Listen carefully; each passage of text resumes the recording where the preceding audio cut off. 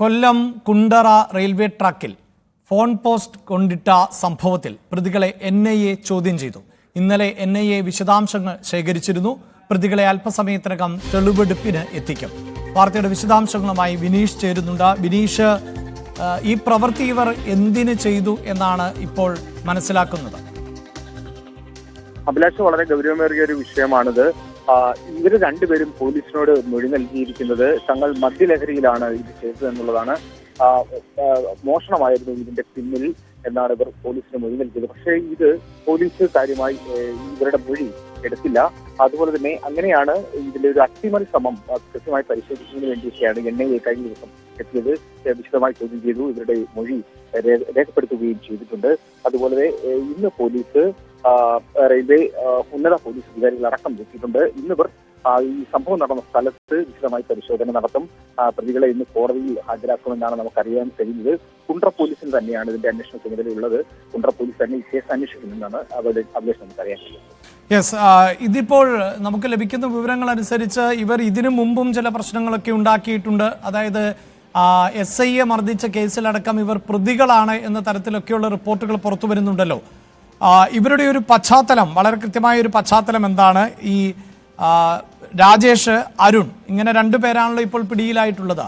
ഇവർ മറ്റ് കേസുകളിലെ പ്രതികളാണോ? അങ്ങനെ ഉള്ള വിവരങ്ങൾ ശേഖരിക്കാൻ സാധിച്ചിട്ടുണ്ടോ വിനീഷ്? അഭിലാഷ്, തീർച്ചയായും ഇവർ ക്രിമിനൽ കേസുകൾ പ്രതികളാണ്. ജില്ലയുടെ വിവിധ സ്റ്റേഷനുകളിലായിട്ട് ഇവർക്ക് കേസുകൾ നിലനിൽക്കുന്നുണ്ട്. അപ്പോൾ ഒരു ക്രിമിനൽ പശ്ചാത്തലം കൃത്യമായി ഇവർക്കുണ്ട്. അത് തന്നെയാണ് പോലീസിനെ സംശയത്തിലേക്ക് എത്തിക്കുന്നത്. ആദ്യം ഇവർ ഈ പോസ്റ്റ് കൊണ്ടുവന്ന് ഈ റെയിൽവേ പാളത്തിന് കുറുകെ വെക്കുന്നു. തുടർന്ന് പോലീസ് ഇടപെട്ട് ഈ പോസ്റ്റ് മാറ്റുന്നു. പിന്നെയും സമാനമായ രീതിയിൽ തന്നെ ഇവർ ആ കുറ്റം വീണ്ടും ആവർത്തിക്കപ്പെടുന്നു. ഇതൊക്കെയാണ് പോലീസിനെ കൂടുതൽ സംശയത്തിലേക്ക് കൊണ്ടെത്തിച്ചത്. അപ്പോൾ ഇവരുടെ ഈ പ്രതികളെ പിടികൂടുകയും ഇവരുടെ ക്രിമിനൽ പശ്ചാത്തലം കൃത്യമായി പോലീസ് പരിശോധിക്കുകയും ഒക്കെ ചെയ്തപ്പോഴാണ് ഇതിനകത്തൊരു അട്ടിമറി ശ്രമം ഉണ്ടാകുന്നുണ്ടോ എന്നൊരു സംശയം പോലീസിന് എത്തിയത്. ഇവർ പോലീസിനോട് മൊഴി നൽകിയിരിക്കുന്നത് ഇതിന്റെ കാസ്റ്റ് അയൺ എടുക്കുന്നതിന് വേണ്ടിയാണ് തങ്ങൾ ഈ ഒരു പ്രവൃത്തി ചെയ്തതെന്നാണ്. അതായത് ഈ പാളത്തിനെ കുറിച്ച് ഈ ഇരുമ്പ് പൈപ്പ് വെക്കുമ്പോൾ ട്രെയിൻ ഇതിന് മുകളിലൂടെ പോകുമ്പോൾ രണ്ടായി മാറുമ്പോൾ കാസ്റ്റ് അയൺ വേർപെട്ട് വരും. അങ്ങനെ ആ കാസ്റ്റ് അയൺ എടുത്ത് ഇവർക്ക് വിൽപ്പന നടത്താം എന്നുള്ളൊരു ഉദ്ദേശമായിരുന്നു ഇവർക്ക്. മദ്യലഹരിയിലാണ് ഞങ്ങൾ ഇത് ചെയ്തത് എന്നുള്ളത് മൊഴിയിൽ തന്നെയാണ് ഇവരിപ്പോൾ ഉറച്ചു നിൽക്കുന്നത്. അതായത് വിനീഷ്, ഈ പറയുന്നത് പോലെ ഈ കാസ്റ്റ് അയൺ ഇത്തരത്തിൽ ആക്രിക്കാർ ഉപയോഗിക്കുകയും വിൽക്കുകയും ഒക്കെ ചെയ്യുന്ന ഒരു വസ്തുതയുണ്ട്. ഒട്ടേറെ ക്രിമിനൽ കേസിലെ പ്രതികളുമാണ്. ഇവരെ സംബന്ധിച്ചിടത്തോളം ഇവർ ഇതിന്റെ ഗൗരവം അറിഞ്ഞിട്ടാണോ ചെയ്തത് എന്നതും സംശയകരമാണ്. പ്രത്യേകിച്ച് ട്രെയിൻ തട്ടുമ്പോൾ ഇങ്ങനെ കാസ്റ്റ് അയൺ വേർപെട്ട് ലഭിക്കും എന്ന നിലയിലുള്ള പ്രതീക്ഷപ്പുറത്താണ് ചെയ്തത് എന്ന് അവർ പറയുന്നു. അതേസമയം ഒരിക്കൽ പോലീസ് ഇത് നീക്കം ചെയ്തതാണ്. വീണ്ടും ഇത് ട്രാക്കിൽ തന്നെ ഇട്ടൊരു പശ്ചാത്തലമുണ്ട്. അത് മദ്യലഹരിയിൽ എന്നവർ പറയുന്നുണ്ട്. അതൊരു ഭാഗത്ത്. മറ്റൊരു ഭാഗത്ത് ഇവരെ പ്രയോജനപ്പെടുത്തിയതാണോ? ഇവർക്ക് മറ്റു ബന്ധങ്ങളുണ്ടോ? ഇതിന് പിന്നിൽ മറ്റുള്ളവരുണ്ടോ? ഇത്തരം കാര്യങ്ങൾ കൂടി വിശദമായി അന്വേഷിക്കുന്നുണ്ടോ?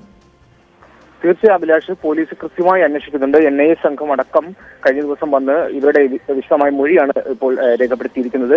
ഇവരുടെ പിന്നിൽ ആരാണെന്നുള്ളത് കൃത്യമായി ഈ തുടർ നാളുകളിൽ നമുക്കറിയാൻ കഴിയും. കഴിഞ്ഞ ദിവസം ജില്ലാ പോലീസ് മേധാവി അടക്കം നമ്മളോട് പറഞ്ഞത് കൃത്യമായൊരു അന്വേഷണം നടക്കുന്നുണ്ട്, ചോദ്യം ചെയ്യൽ നടക്കുന്നുണ്ട്. ഇതിൽ നിന്ന് മാത്രമേ വിവരങ്ങൾ നമുക്ക് ലഭ്യമാവുകയുള്ളൂ എന്നൊക്കെയാണ് പറഞ്ഞത്.